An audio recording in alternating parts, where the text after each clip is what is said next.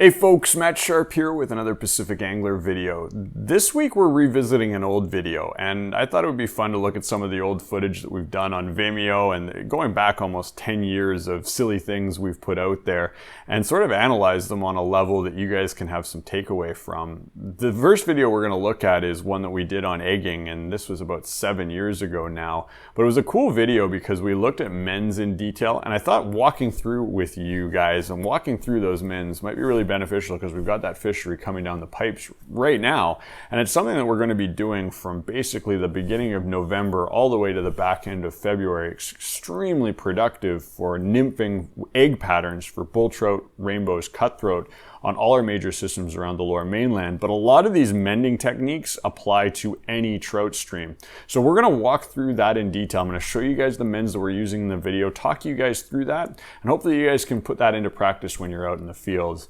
As always, you guys want to see videos like this, please consider hitting that subscribe button, hit that like button, and let's get into it.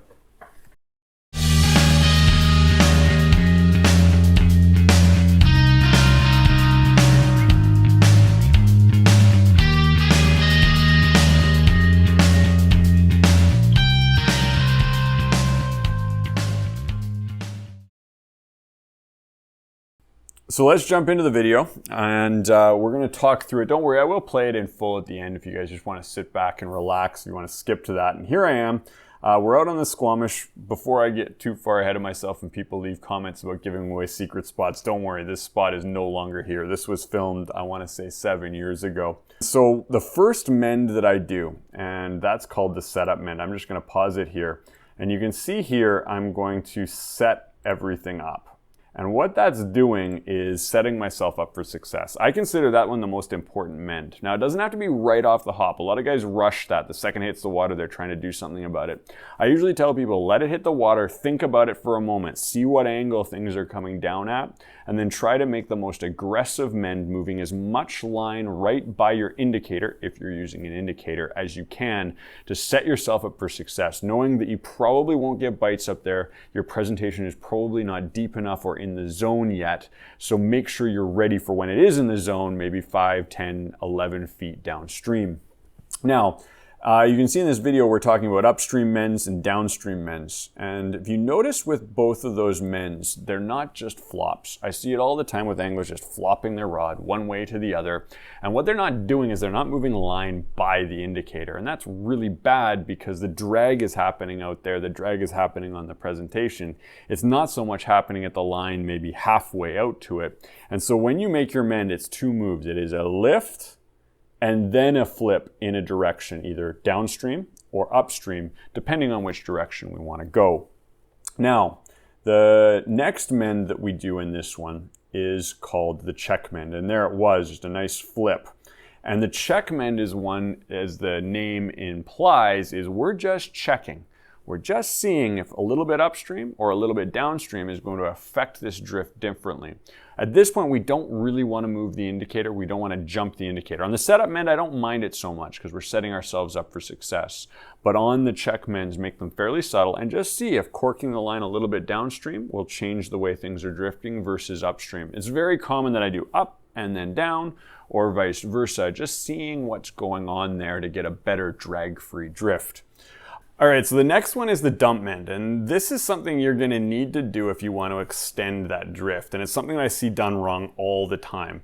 Most anglers, when they try to get more line out, they just sort of wiggle their rod back and forth, dump some slack line immediately in front of them, but the problem with that is to get that slack line out to where the imitation egg is, it needs to be pulled out there. So as it's pulling, that's slowing that egg down and making that drift unnatural.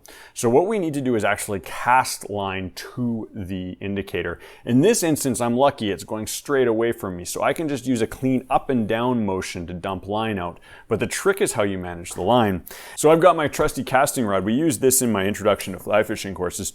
And I'm going to see if I can demo how we do this here. So what we do is, let's say my line's going out that way and I want to get some slack to it. I'm going to reach down here, probably about up to a meter of line. I'm going to drop my trigger finger. That's going to lay that slack. I hope you guys can see it. And then I'm going to go back up to my trigger finger. Now, I don't know if you guys can see that in this tight shot, but I've got this slack line here. Now, when I throw my rod up and down, Obviously this won't work. This loop of slack line is going to go out towards the rod. It allows me to keep it in a controlled fashion, so if I do this and I've got a shoot ton of slack line without a trigger finger on it, I'd never be able to set the hook if I got a bite.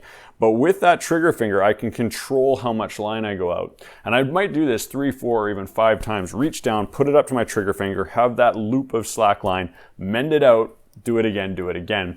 Now we can do this in different directions, and that's sometimes one of the biggest tricks, is do a flip downstream with some slack line, and then the next one flip it upstream. You'll find that the angles allow you to throw a lot more line out to the indicator, a lot more slack, to get a longer drift and more precise presentation.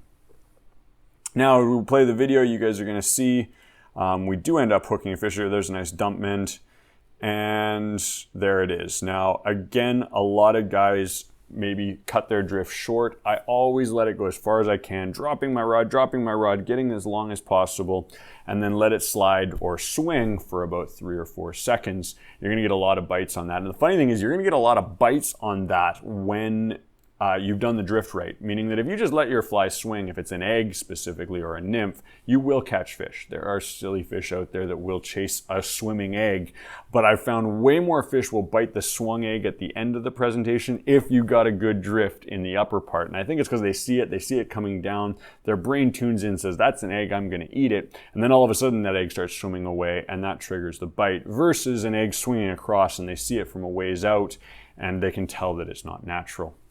Now, we'll keep rolling it here.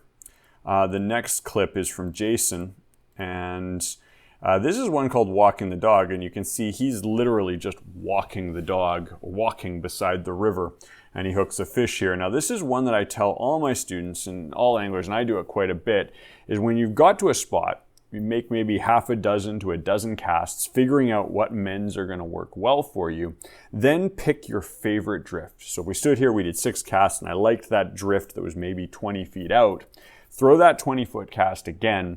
Before you do that, look downstream, look at the rocks on the shore, look at where you're going to be going, and if you think it's navigable without, looking at your toes to get through those rocks, flip that 20-foot cast out, set up the mend, set it up for success, and then start walking downstream with it. Don't walk, I'd say, more than about 8 feet. Sometimes I go farther when I've really got the feel for the run, but when you guys are starting out, 5 to 8 feet is a good move to make. And again, you always want to be moving, because if you've done a dozen casts in one spot and you were happy with the drift, the problem is probably not you, it's probably that there's no fish there. When it comes to coastal streams, we don't have a ton of fish in every given area. You're going to have to hunt for them, and the only way to do it is moving. This walk the dog technique allows you to extend that drift and cover more ground. So the next one is high sticking, and we filmed all of these in reverse. So this footage is actually the first footage. We jumped out of a raft. Max is here. He's still got his collar on because he just hopped out of the raft. And the next one, when Jay was walking the dog, was the subsequent cast or fish. And then the last one that was filmed, the first one you guys saw with me, was the longest cast because we had fished that water in front of us. Always fish the short water first. And how we do that is with a simple high stick. And Max, he's a very good egg angler. He really understands it. And this is a long time ago, so he's super young in this footage.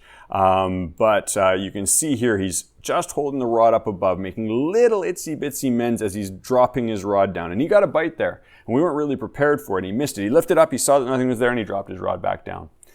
As beginners, be careful of that, because sometimes you can lift up, the indicator can jump 2 feet off the water, but the fish is actually still hooked and you don't know about it. But Max really knows what he's doing, so he can get away with it. I almost recommend when you're starting to make a cast, if you think it's gone down to a fish, make that into a cast and make sure you even see the egg. Just at least as a beginner, do something about it as quick as possible. You can see here he went back in, he knew what he was doing, he mended through it, and he hooked the fish. And so the next footage is actually really cool. This young guy was 12 years old in the footage. I've actually seen him in the last footage. He's now become a fairly avid fly fisherman. I think this was one of the first times he was fly fishing. And he did an epic job. He hooked something like 14 or 15 fish on this day. And funnily enough, it's the same exact spot that we were fishing earlier, a week later, and you can see it's cleared up a bit. Dimitri was guiding him and did a really good cue on the mend here. So the first one, perfect setup mend. He gets all the line up above the indicator. It's drifting beautifully, but we know that the water's going away. And so he throws this dump mend in, or what I call an accordion mend. And it sort of makes an accordion shape depending on your doing, so it can extend so we don't have drag at that indicator. You can see here, you can see the indicator takes and goes away. It's really grainy footage. I wish we had better cameras back in the day, but still super cool. Really nice bull trout here. And like I said, it's pretty fun to look back at these at 12 or 13-year-old who had an epic day, and he's now turned into a really avid, successful angler. I think he's like 6'2" now too. He's a monster compared to what he was there. All right, the next one is about how to see a bite. And this is one that is really hard. I always go out with the beginners and they're constantly seeing their indicator go down. And sometimes it's definitely a fish and they miss it, and sometimes it's bottom. You get sort of a second sense for which time the indicator goes down or the line tightens up, if it's a fish or not. And one of the telltale signs is that the indicator doesn't go straight underneath where it is, meaning a perfect line. It either goes out and away, or sometimes the indicator doesn't even go down, but it moves across the surface or upstream. In that case, we know that something on the bottom is moving, and you'll see it and you'll react to it differently when you get a little bit more experienced. In this clip, you can see that indicator going down here and getting pulled out and away, relatively shallow water, and it turned out to be a relatively big fish. Again, here it's zoomed in. You can see that indicator really creeping out and away from the angler, and you definitely know that that's a fish then. But get familiar with what a rock looks like and what a fish looks like. Unfortunately, the only way to do it is to hook a bunch of rocks and hook a bunch of fish, but something for your eye to look for. Well, that wraps up what I wanted to talk through with you guys. I'm going to play this video again for you guys so you can sit back and just relax and watch it without me yappering over it. But if you guys want to see more videos like this, let us know in the comments. We've got a whole bunch of old fun footage that we can revisit and analyze for you. As well as if you guys want to see any of our fishing reports or fly tying videos or saltwater stuff, please consider hitting that subscribe button, hit that like button, and we'll catch you in the next video.